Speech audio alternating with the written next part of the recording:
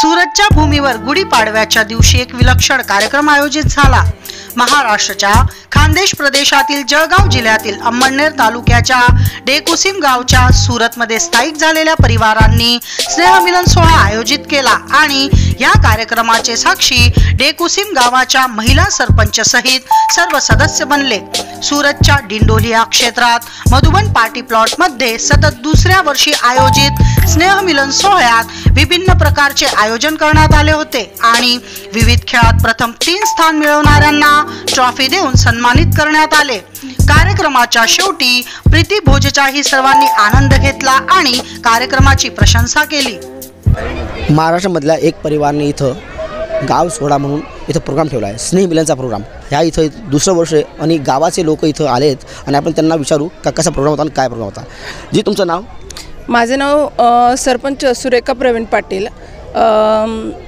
आमचे गाव ढेकुसिम गाव, तसेच या म्हणजे ढेकुसिम गावाचे काही व्यक्ती किंवा मंडळी हे सुरतमध्ये राहत असतात आणि काही बऱ्याचशा प्रमाणात हे मतदान करण्यासाठी ढेकुसिम या गावावर येत असतात।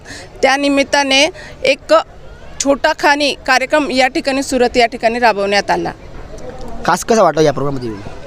सर, खास असं वाटलं की खरोखर या कार्यक्रमाच्या निमित्ताने विचारांची देवाणघेवाण होते आणि गावासाठी जे काही कामं करायला पाहिजे किंवा विकास कामं करायला पाहिजे याच्यातनं विचारातनं देवाणघेवाण झाल्यामुळं त्याचं सूचक किंवा मार्गदर्शन मिळत असतं।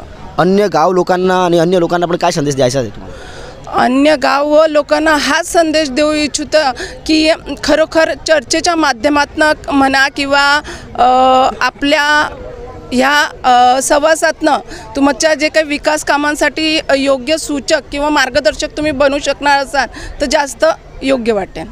मी उपसरपंच ग्रुप ग्रामपंचायत डेकुसिम, माझं नाव आहे जाजराव बालचंद्र पाटील। मी उपसरपंच म्हणून काम करतो आहे। आज कोणता कार्यक्रम होता? आज जो आमच्या गावाचे इथं स्थानिक झालेले आहेत गावाचे रहिवासी, त्यांनी आपला गाव परिवार म्हणून एक स्नेहसंमेलन सोहळा आयोजित केलेला होता आणि त्या स्नेहसंमेलनाचं कार्यक्रमात त्यांनी आम्हाला आयोजित केलेलं होतं। तर आपलं देणं लागतं, समाजाचं देणं लागतं, म्हणून त्यांच्या कार्यक्रमाला हाजरी देऊन आणि गावाच्या सगळ्या लोकांची एकाच ठिकाणी भेटीगाठी होऊन त्यांच्या सुखदुःखाची आपल्याला माहिती मिळते। ते आल्यानंतर सगळ्यांना भेटून आम्हाला समाधान वाटलं।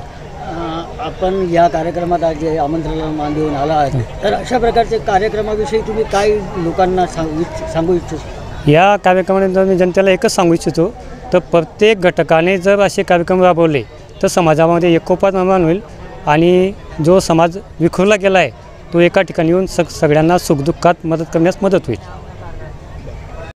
अपडेट न्यूज़ माटे जोता रहो अभय टाइम्स। सब्सक्राइब करो અને બેલ આઇકોન જરૂરથી વગાડો।